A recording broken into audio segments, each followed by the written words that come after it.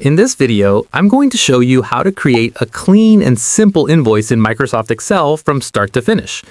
Begin by opening Excel and creating a blank workbook. Then type your business name and contact information at the top of the sheet so your customer clearly knows who the invoice is from. On the right side, add the word invoice, along with an invoice number, the current date, and the payment due date.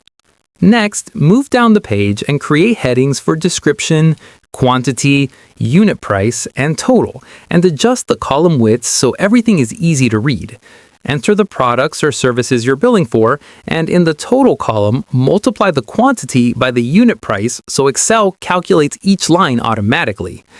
At the bottom of the totals, use the sum function to calculate the full amount due, and add tax if needed by multiplying the subtotal by your tax rate. To give the invoice a more professional look, apply borders, adjust the font size, and insert your logo at the top of the page. When everything looks right, save the file and reuse it as a template whenever you need to create a new invoice. If you found this tutorial helpful, be sure to like the video, subscribe to the channel, and check out my other Excel tutorials for more quick and useful tips.